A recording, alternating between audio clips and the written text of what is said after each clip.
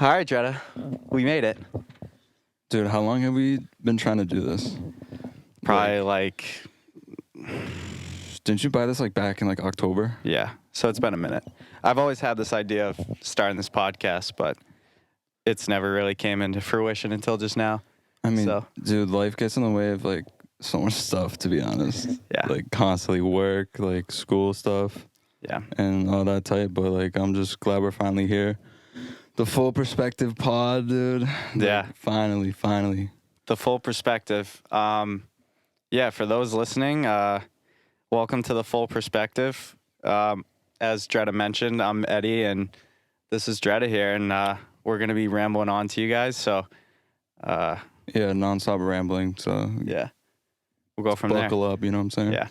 But the full perspective, man, I've been thinking about this for a long time. And I think in these days where, mental health is at a high and, athletes and people of high professional scrutinized lives, you don't hear it from them a lot.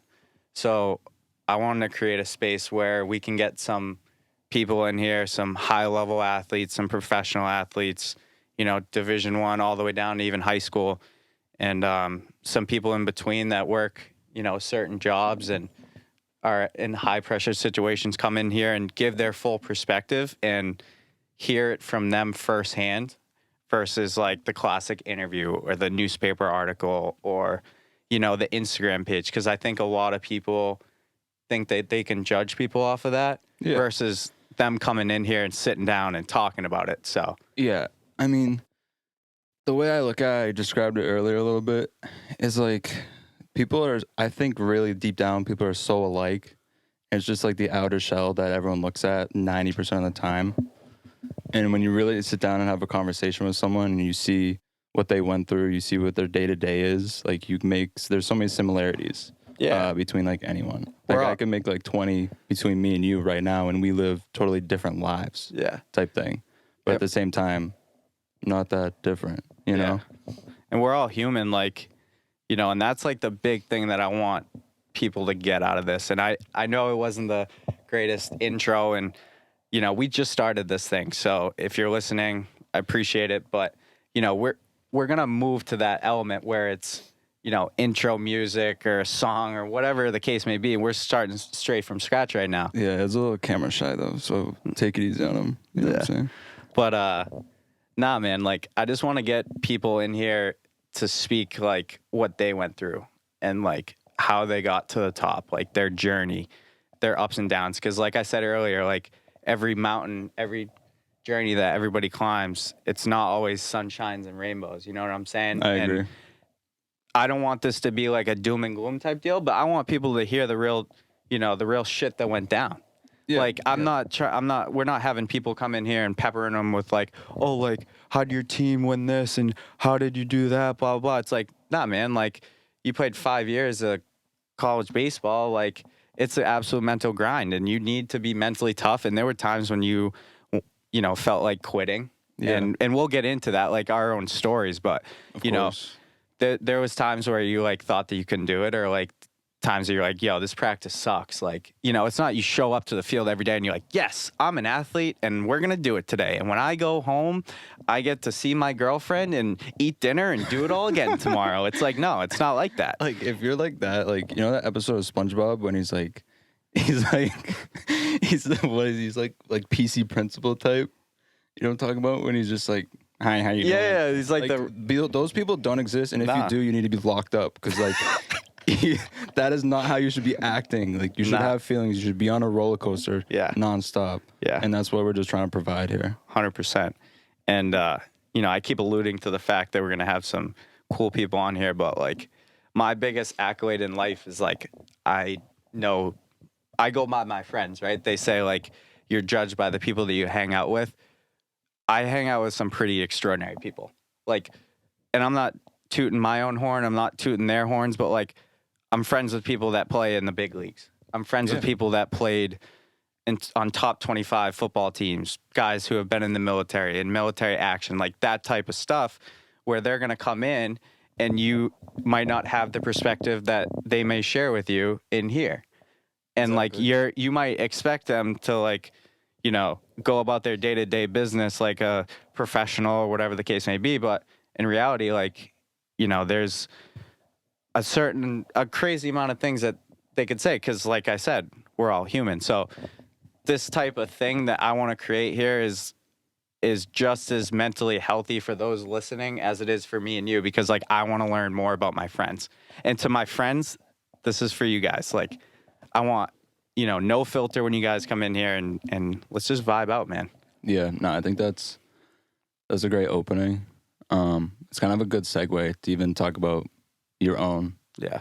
side of things. Yeah. I mean, the one thing that's always impressed me, when it comes to Ed, like say Ed is our first guest. It's like what he went through for 5 years, living hours away from his hometown, having to get up every day, grind every day, and still maintaining like that social life. Yeah. Because the thing that I find is crazy is college sports are like a job, plus study, plus, I don't know, trying to go out and have some sort of life at the same time kind of boggles my mind. Yeah. And I think like a good first step for us is to just talk about ourselves. Yeah. And that kind of will segue into the interviews later on. So I kind of wanted to speak on that, if you want to speak on that. Yeah. Like how like a day in the life of a 4th or 5th year college baseball player gets through from waking up to bedtime and the ups and downs throughout it. How do you like maintain a level head through all of that? My career at UMass, I played there for 5 years. The 5th year was the COVID year, and was a 3-year captain there from my true junior year to my 5th year senior year. So 3 years captain. And, you know, from the outside looking in, it's really easy to be like, oh, you know, the kid had it made. He played for 5 years at a D1 school and was a captain for 3 of them, but they're not getting the full perspective from what they would get if they were sitting down on this couch. And I'm not saying that in negative way. I'm saying it in the fact that when you look at the numbers and the Instagram and the articles and stuff, you're not getting like the full story from the athlete. Yeah, of course. And I mean, on top of it being what you say 3-year captain, that's like a bunch more pressure on top of you, especially when new people join the team. So when it comes to like your day to day, I know you spoke on this like a little bit like privately with me, but I kind of wanted to get like your day to day, or just maybe like how you felt in the good moments in baseball and the bad moments of baseball, because it is a great sport at the end of the day, but I know it's also a grind. And sometimes it feels like hell. Yeah. The full perspective of like any athlete can come in here and sit down and, you know, talk about their journey. And if they're going to BS you, they're going to say, oh, it was great, blah, blah, blah, blah, blah, blah. In which, you know, my 5 years as a whole at UMass, I would do it again if it started tomorrow. If I got recruited out of high school, I would go to UMass and play for 5 years there. I love every single thing about the school. Without a doubt. I love baseball. I loved UMass baseball, like the school, blah, blah, blah, blah. What I want to get out of this is what I'm going to explain to answer your question here is, as a D1 athlete, it's freaking hard to play that sport, man. Like, it is hard. And I think a lot of times these days, like, the big thing of, like, why I want people to come on here is to learn more about the athletes. Because you wake up, for example, you know, you wake up at 5:30 in the morning, you go lift, you come back, you eat breakfast, you're in class. You're in class from 9 to 2. You have practice from 3 to 6. You have from 6 o'clock till, say you go to bed at like 10, 4 hours to chill and hang out. And like, that's not a bad thing. That's just the nature of the sport. Like that's just what that playing at that high of a level demands. Yeah. So like, there's obviously going to be a mental aspect of that game that often goes like unnoticed by, you know, the general crowd, because the only thing that people see and they hear about and watch is what happens on game days. Oh yeah, of course. You know what I'm saying? And like I was kind of gonna add to that when you talked about like that 4 hours and like your day is kind of determined of like how well your morning went. Yeah. And like let's say you got to class and you just got a D. You know what I'm Yeah. saying? Like you're like, oh great, and now you're gonna go grind out practice. It was an okay practice. You get home and you're exhausted. You're like, how am I gonna get out of this? Yeah. Like, did you have any moments where it was like, wow, this is like a kind of a low point for me right now, and like, how do I navigate my next steps out of this? Yeah. My freshman year was a big learning curve, and I can't explain how much I loved UMass in the fact that my great moments were at UMass, but also I learned so much about myself at UMass, like during those down times mentally as a freshman, because like you're adjusting. Like high school, it's like great. You practice for 2 hours, you go to school, you hang out with your boys, boom, it's great. College, it's like, you know, there more time spent to the sport, this and that, more high pressure. It to anybody, it can like wear on you. And for me as a freshman, it wore on me with the fact that my head was entirely in the game. So if I had a bad day my freshman year, it was like over. Like End of the world. It was the end of the world. Yeah. Like I was like, wow, what am I just had the worst practice ever. Oh, hello, person at the dorm. You must hate me because I had a bad day at practice. Yeah. And it started going, you know, downhill from there. My freshman year was good, like, you know, on the field, but to like me, I wasn't like satisfied with that. Of course. And my physical game of baseball transformed when my mental game transformed. And meaning when I came home from a bad day, I could have went 0 for 5 my sophomore to redshirt senior year. But I didn't care because my friends were what mattered. I cared more about, you know, what are we doing tonight, boys? Are we going to the movies or like, or what are we doing? And like, as soon as I transformed my mentality from like my freshman year to like baseball's everything and like mentally draining to opening it up and like opening up all mental aspects of life as an athlete, that changed everything. Like on the field, like you can look at my numbers from like, and I'm not a guy like, oh, go look at my numbers, like blah blah blah. I had 2 doubles versus St. Joe's. Like no, I'm saying like if you look at my stats as a whole and see that I got better as I got older, it's not because of like how much better I did on the field. It was because of like mentally I was there. Yeah, I was there. When you talked about like that social aspect, do you think that's like what kind of opened it up for you? Yeah, 100%. I feel like you need a balance. Like, Yeah. It's all about balances. Baseball's a weird game because like you have to like care, and like I cared, like I gave everything I had, but like you can't let that like 0 for 3 day like affect you. And if you have like balance and like mental balance, which took me like a few, like as I got older I learned more and more, Yeah. but until you learn that, if you put all your eggs in one basket and that basket gets stomped on, you're done. That's the scary part. Is like if baseball is your entire life and baseball doesn't turn out how you think it's going to be, what do you do after that? Yeah. Like what did you do along the way that gave you basically a plan B, right? Yeah.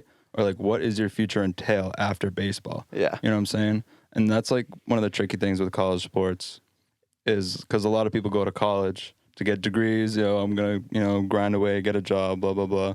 But like a lot of like college athletes, their mindset is make the MLB, make the NHL, And a lot of those guys like NFL, all that type of stuff. They don't, it's like, it's the sunshine and rainbows type thing where like you have to have like that balance where like if you throw 4 innings and let up 25 runs and you go home and you sit in your room with the door closed, you're probably going to do it again. Yeah. And or you say, okay, well, I got a business test at 9 and my boys are here. Let's play some video games, hang out, and I'll go do school. Or, you know what I mean? Like just changing the aspect of things.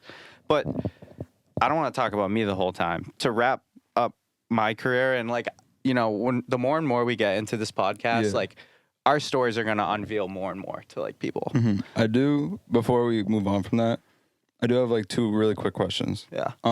One of them, I think you were kind of alluding to it. It was like you have to leave it on the field. Yeah. Like everything you took to that game, you left it there, and your life outside of it is totally different. Yeah. Is that how baseball kind of was for you in college? Yeah. Like you had basically your 2 people, kind of. I wasn't 2 people, but when I started doing well on the field, it was because I was doing well off the field, if that makes sense. Because like so baseball's a weird game. If you like think about like if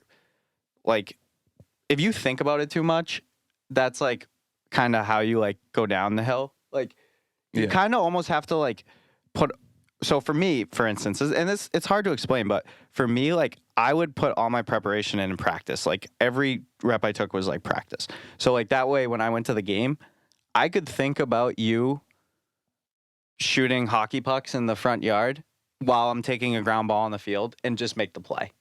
Like the more you focus on it, for me, I can't speak for everybody, but like the more you focus on it, the worse I did. Whereas like you almost have to be like free. If that makes sense. Like you have to be like mentally free. It's like golf. If you think about like how many divots are in the golf ball before you hit the golf ball, you're going to shank it. Of course. You're kind of like to an extent, like a robot, kind of. Because you're trained to do this. You know what I mean? It's not like you're thinking about how you have to put your glove to the ground and somehow catch this ball and throw a perfect throw to first base. It's not like that. It's just a swift one motion. Yeah, so exactly. That makes sense. And my second question was, because I've had this in my life. Did you ever at one point fall out of love with baseball? Yes.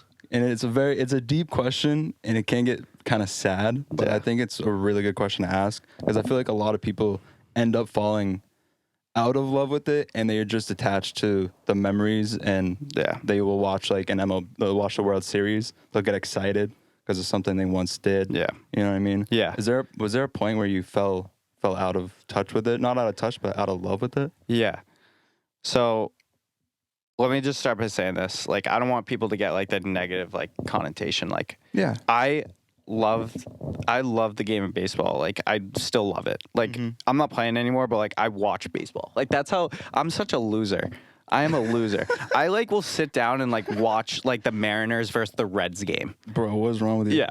But no, I'm just kidding, but not really. No, but like so I love UMass and like what I did as a college baseball player so much, because like my freshman year, like I said, was hard. Like it was really hard, and it was more of like the adjustment and like the mental aspect of things for me. And like I said before, from the people from the outside, you didn't see it. You didn't like, you just saw me playing and you're like, okay, cool, he's playing.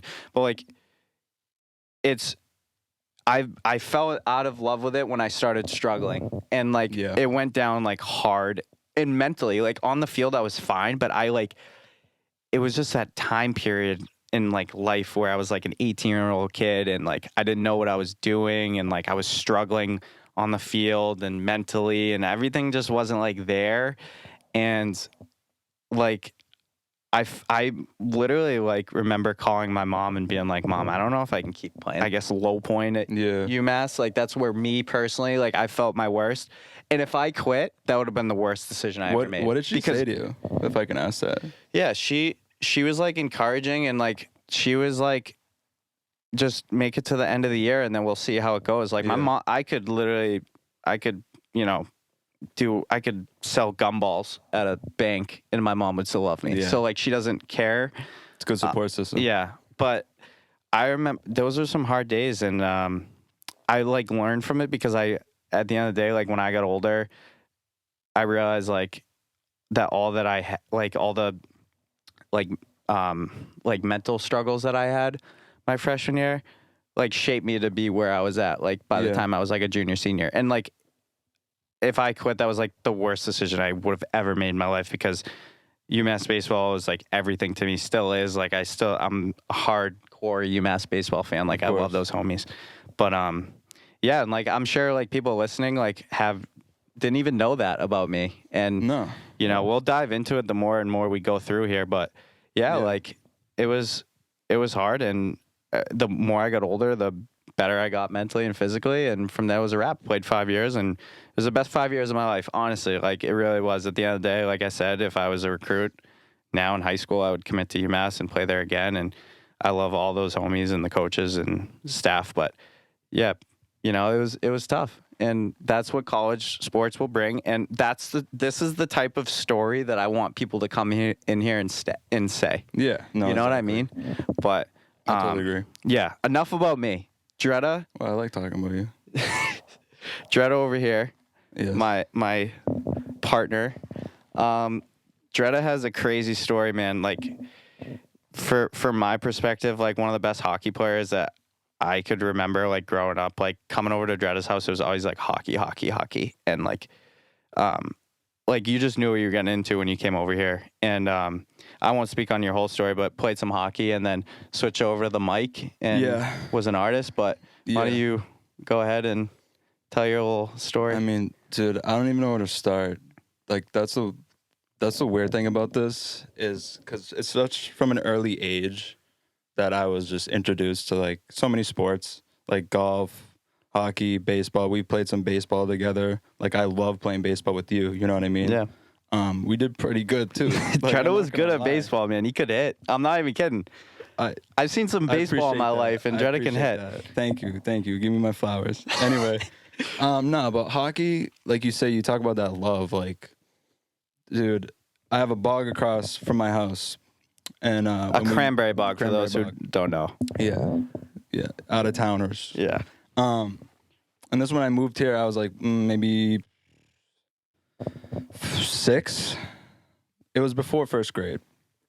And I was already trying to skate, but one of the earliest memories I have was, and this is kind of indicative of like the rest of my career, is I saw people, the bog was flooded, so it was frozen over, and I saw people playing hockey outside.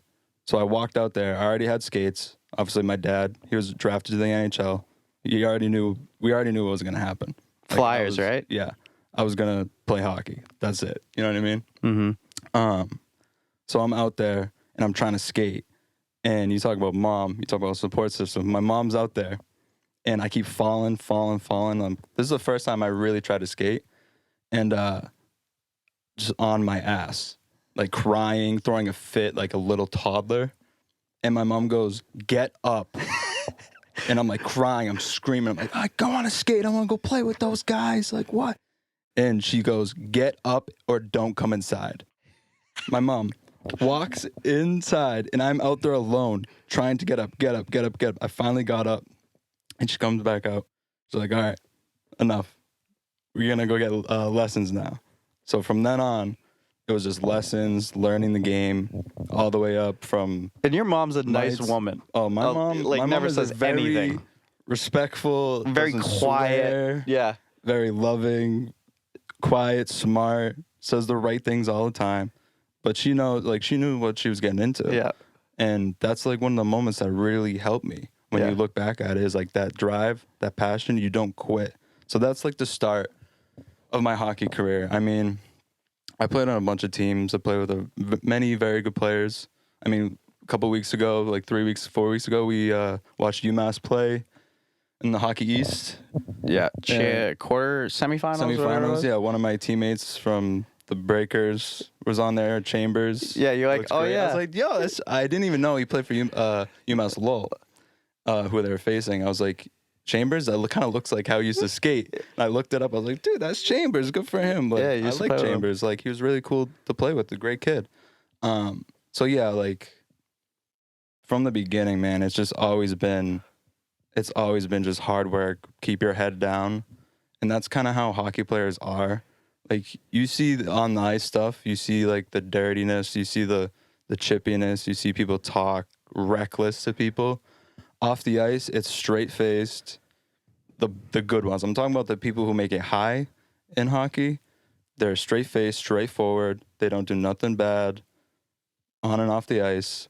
I mean, on the ice, yeah, it's a different breed of people. But off the ice, it's always respectful, polite. You're driven towards one goal. and that's all you think about. So I want to get some hockey guys in here to have a nice little hockey chat with you and them. oh, dude, I'd love to tap in to some minds. I mean, on the ice, it's just different because a lot of people, at least around here, like you play hockey at a school. Like I played 2 years Middleborough high school, and then I played at Archie's, and it's totally different. Like from a D3 to a D1 high school, I don't think people really understand the level that you get to. Yeah, it's faster. Quicker, faster, stronger. Quicker, faster, stronger. You got to make faster decisions, all that stuff. But I've been almost everywhere when it comes to level of hockey, so I kind of have the full perspective of it all. Yeah. But yeah. So like, walk me through. You talked about like the hockey stuff, and you played until you were a senior in high school, like graduated, obviously. Yeah. Like you played all the years leading up to that. Walk me through like after hockey, like picked up a mic, sort of where you went in life after that. Yeah, sure. So I started getting into music when I was like 12, 13. It was while I was playing hockey, so it was kind of two at the same time. But I didn't start with a mic or anything. I was trying to mix songs, like DJs mix songs, like mix engineers, producers, things like that. I didn't actually rap or like sing or do any of that stuff until after A$AP Rocky dropped his debut album, and he dropped a song called Phoenix, which I loved. It's like your favorite song. It's a great song, and it was so emotional. And the whole goal for the music stuff was just to like help people get through their day. Like if they're listening to something, like how I view music is it's like an emotional tie. So it's like either like it helps you through the day, it gets you excited for something, or it just like builds adrenaline. Like you know how it is. Like even sports. Yeah. And sports, it's the same type of thing. So did that for a long time. I mean, performed, did a bunch of stuff all through high school, all through college until now. Still doing the same stuff. Genre blending, obviously, different types of things. But yeah, I played shows. I played a bunch of stuff, just like Middle East. Used to perform there a lot. Performed in Rhode Island, at the Met. I've performed a lot, but not too much anymore. I kind of keep to myself when it comes to music. Yeah. But yeah, I mean, you talked about after high school and stuff. So my hockey career ended when we lost to Walpole in a shootout after a triple overtime in the playoffs. I was there for that. Yeah, you were there for that. That thing was packed. There was like 400 people. Yeah, there was in a there. lot of people in there. There was a lot of people in there. It was loud. But yeah, I knew like before, and I was talking about like when you fall out of love with something, I was already out of love. Like I gave all I had to give to the sport.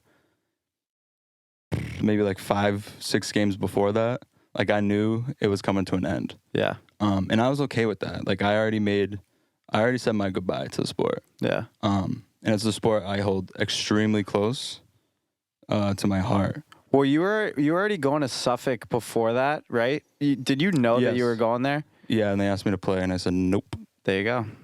I said, Was that before your last 5 games, or nope, that was after.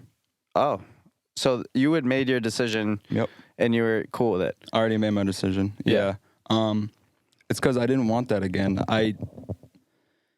To me, like what I wanted to do, if I were to pursue hockey and continue to pursue it when I was at that age, I would technically 5th year, because I was a year younger for my grade. So I was 17 as a senior, and everyone else is 18. Lucky. So I would have to come back and do another year of high school and play at that level again, which I didn't want to do. I kind of wanted to live my life. Yeah. And at the same time, I felt like I kind of was blessed because I have like a head start. Like I have. Yeah, you're younger than all of us. Like I look at everyone else, like they're mostly older than me, and I'm like, oh, I kind of compare it. I'm like, oh, like I have some time to like figure stuff out, which is like, I guess, good in a sense. Yeah. But yeah, I didn't want to do that. Didn't want to go back. I did not want to go back to Archie's just because like those 2 years there, like I was lonely. I'll be real with you. Like there's only maybe like 4 or 5 people that I really liked at Archie's that I could talk to, but I was pretty quiet. Like you saw me at Middleborough, right? Yeah. Like everyone would talk to me. Yeah. Like I'm not a shy person when it comes to that. But when new setting like that, like Catholic school, like I'm going to church like in the middle of my days. Like I have an iPad that I'm on. You know what I mean? Like it's a totally different environment. And like you said, when you went to college, like baseball wise, it's a grind. Like that's what it was for like hockey. Like I'd get up from Middleborough, drive to Braintree every morning at 5 a.m. Well, I had to leave at 5 a.m. So I got up earlier than that. So I'm getting up at like 4, like 30, 4:45, trying, my hardest. Picked up one of my boys, Reed, and we'd go. And so we'd bring all our stuff. We get there. It's like, dude, like this day is hell. Like, I don't even know half these people. I don't even know where I'm going half the time in school. You know what I mean? It was probably a great school. You were just like, yo, it was you great. were already there. Like you're entering your junior year at high school. It's hard. Yeah, don't get me wrong. Like it was a great experience. Like I liked a lot of the kids there. I just personally couldn't come around to have conversations. Like I can have a conversation with you. Yeah, you were probably like out of the circle, like kind of, because you were coming in so late. Yeah, and like to kind of wrap it back to like the end of the career type thing. That was the same time that my dad left. Yeah. So it was like I moved to a new high school. I'm supposed to be playing a high level of hockey. My dad left. And now it's like, I don't know anyone here. I'm inner turmoil already. I have to meet a whole nother team. I have to fit into the system. And it's like, ugh, like, what am I doing here? I was going to wait you know what I mean? And see if you were going to tie that aspect in because. Yeah. And that's like, if I would say the first love that started diminishing, that's when it started. Because that's like one of the main reasons I played hockey. It was because your dad was a huge hockey guy. He was my coach. He helped me through everything. He showed me what to do. He showed me how to play. Like, it's crazy. It's like he, one day, like this is the type of hockey player I was taught to be. I was getting boarded all day in this game. And you go and shake hands after, right? And I just straight up punched the shit out of the kid right in his face in the handshake line. Oh my God, how old were you? I was like 14. Jesus. It'd be on Instagram today. I just rocked this kid. And my dad just grabbed me by the collar. And like he's not the one to like make a scene when it's like, if this was anyone else's kid, I don't know if he'd do the same thing. Or like, you know what I mean? Like anyone else. But grab me. He's like, slam me all the way to the boards, put me down. He's like, you ever do that again? You're never playing hockey again. I'm taking all your shit, and it's gone. That's like how I was growing up. There. That was like the mentality. Yeah. So like, I kind of lived like that. Like I lived through what he taught me, and so like, that was just a little insight of like how it was. But yeah. When he left, that must have been hard because like, there goes your hockey. Like there goes one of the main reasons I played the game. Yeah. What I looked up to. Yeah. So then you graduated and went to Suffolk, and then you started rapping, and you did some shows. Yes. And then so walk me through, like, obviously as a rapper or artist of any kind, you're not going to be famous right away. But that's everybody's goal, is to, like, make it big and get a lot of plays and their song gets popular. Yeah. Did you ever decide that, or not decide, but like question like whether you're gonna stop doing music like before this time? Like, how many times are you like, yeah, I'm done with this, like I'm gonna give it up? Probably like a billion. Really? Being honest, all the time. Yeah, of course. I mean, and that was how long ago? Like that was since I was 13. I started. I started not to get. I don't care about how famous I would get if I ever like popped off. Like I really don't care about that. Like the whole point of music to me is to help other people. Yeah, that's literally the whole point. That's how my whole life has been. is like make a difference for someone else. Yeah. So it's like never been like, oh, I need like 1 million plays to feel good about myself. I really don't care. Yeah, it'd be cool.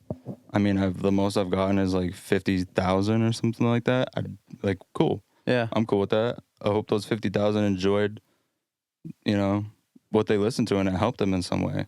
Yeah. Like there could be 10 people who listen to me and they're like, I've had DMs before where people like be like, yo, this song, I'm not even kidding, saved my life. And I was like, what? Damn. I was like, are you serious? That's crazy. They're like, yeah, like honestly, if you didn't like do this, like I don't know how I'd feel today and stuff. I'm like, wow. Wow, that's gonna, like what that's gonna really, feel really opened good. my mind about that. Yeah, it feels good, but it's like that comes with a responsibility. Yeah, that's true. You know? And that's like one of the reasons why I still make music. It's not just because I enjoy making it, but it's also, you know, for other people. I was gonna ask you, where are you at right now with your music?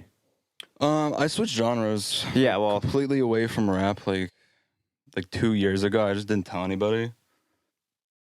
And I was just like more into like what really inspired me. Like I'm talking like AC/DC, Linkin Park, Rage Against the Machine type. start flopping that hair around is what you want to do. Yeah, you know, like if I want to, you know. Me too. Look at this. Molly Crew. I'm like out here like. I mean, bro, you can paint your face. You look good. You know. Oh man, I have no hair on my head. I just wanted to bring back like that nostalgic feel that like I always love, and I still listen to all that music. Like I listen to Blink all the time. Yeah. You know, the Sum 41. Mm-hmm. Like, you know what I'm saying? Like all that type of stuff. I just wanted to make that music. Yeah. And I just felt like the area I was in was so oversaturated to a point where I felt like everything was the same. And I just wanted to get back to a place where I was me, as in I was different. Yeah. Not just to be different, but to show like two sides of things. Like you can go wherever place you want as long as you remain yourself. Yeah. You know what I mean? And like that rap pop place is just really oversaturated, and I feel like a lot of people say the same stuff. Yeah. And like punk rock, like pop punk, like that's kind of an area where you can express a little more, to me at least. Yeah. Unless you're just talking over a piano like Adele, you know what I'm saying? Corny pants. Here it comes. Yeah. Your corny pants on? Yeah, I just got to change. Hell yeah. How did music like change? Like seriously, like did you like learn stuff when you were making music that like helped you in like life? Yeah, I mean, talk about do it yourself. Like in general, everything. Seriously. Like you look around this room. This is all me. Yeah. Like this is no one else. Like how I'm doing this right now, recording this podcast. That's me. That's hours and hours of studying how I'm supposed to do this. How I'm supposed to EQ, compress, reverb. How far my mouth should be away from the mic, even to like actually practicing and doing it. It's like what flows you have, what cadences you have, what pitch you have to stay on. Yeah. Like what key the song's in. Mm-hmm. You know, there's tons of things like that you have to learn, and it's all about taking that time and that passion like I was already instilled in me to continue and actually put it into something else. It's like another outlet. Yeah. 100%. But to your point where it like changed you, it's more of just putting your head down and focusing on like a plan A. Because to be honest, if I had like 3 or 4 other plans, like music, I wouldn't be making music. Yeah. Like your plan A, B, and C should at least be still tied to your plan A, in my opinion. Yeah. So it's always about like that never give up type mentality. That seems to kind of work for me. Mm-hmm. Even if I feel like I'm not in the place I want to be. Yeah. 100%. Well, I just learned more about you just now than I knew before. There you go. Yeah. This is all about a conversation. Yeah, that's all it is. And I hope you learned a little bit about me too. Absolutely. Every day. Yeah.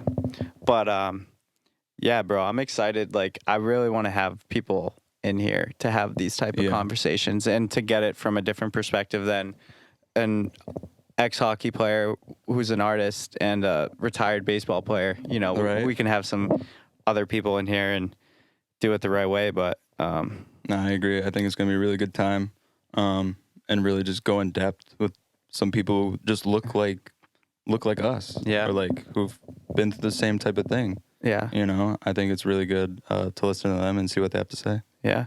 And they can get, and people listening can get the full perspective on Absolutely. people. Because people see on Instagram, Dreda's got a mic in his hand, and little does he know, or do they know, that Dreda was a standout hockey player and could have played in college and all that stuff. Could have played in juniors. Yeah. No one talks about that, though. But, yeah. Throwback league. Flex. But, yeah, I'm really excited to have some guests onto the full perspective, and people can get the full perspective from them and hear about their journeys and go from there. Yeah, So I'm super excited. This is gonna take us places, I think. I just want to meet cool people and just go places and expand our friend group who we've already had, and like have our friends who, like I said before, are crazy cool people. I really can't express like how cool they are, and just learn more about them. No, exactly. Like, when I'm saying places, I mean just like, corny as it sounds, perspectives. Like, we're gonna be taken on these roads, down these avenues that we didn't know before. Yeah. And I think that's very, very good for humans in general. Yeah. It's good to talk about it. It's good. Especially these days with mentally healthy, baby. Mentally healthy. Are we good? We good? I think we're good. Is that we wrapping it up? I think we're gonna wrap it up. Wrapping it up? Yeah. Shout out Nikki. Shout out Nikki, our camera. Give a spin. Come on. Nah, you don't want to No, spin, bro. she just had Chick-fil-A.